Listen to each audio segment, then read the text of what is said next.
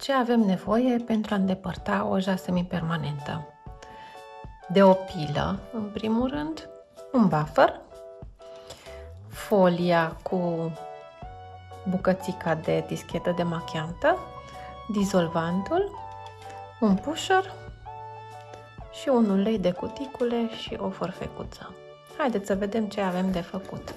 În primul rând, vom pili suprafața topului, astfel încât acetona să poată să aibă efect. Pentru că topul este un sigiliu și n-ar permite acetonei să acționeze. Bun, suficient.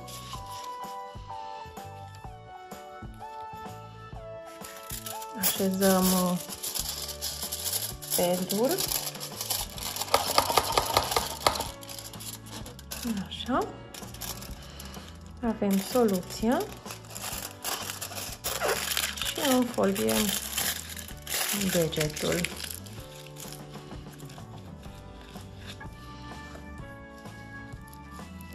Așteptăm circa 10-15 minute.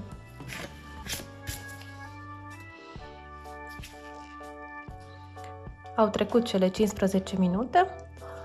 Haideți să îndepărtăm oja. Putem încerca și folosind instrumentul de cuticule. Așa. Sau, dacă nu aveți unul, putem cu petișorul de portocal.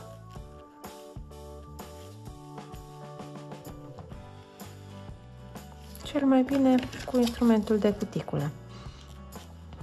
Avem grijă să nu rănim unghia.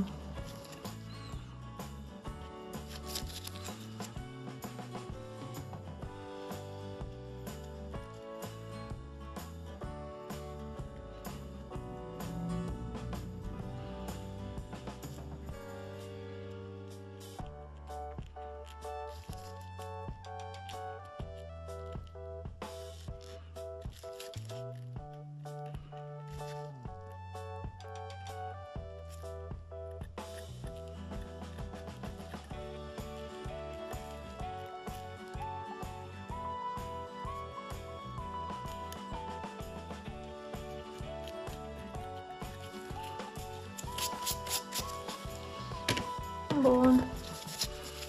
Cu un buffer nivelăm încă puțin, netezim unghia.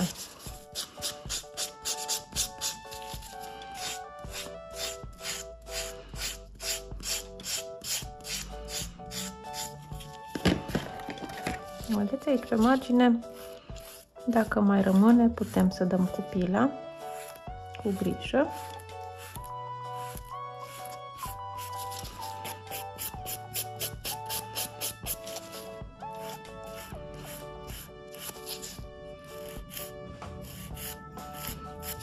Putem și să scurtăm unghia.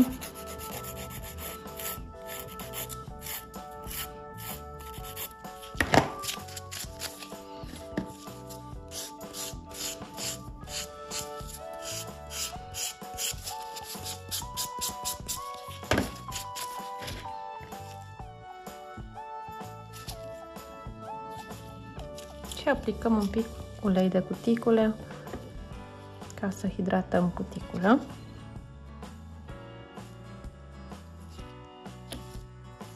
Dacă aveți la îndemână o ojă, puteți și să ujați unghia, având grijă să puneți un transparent înainte de culoare.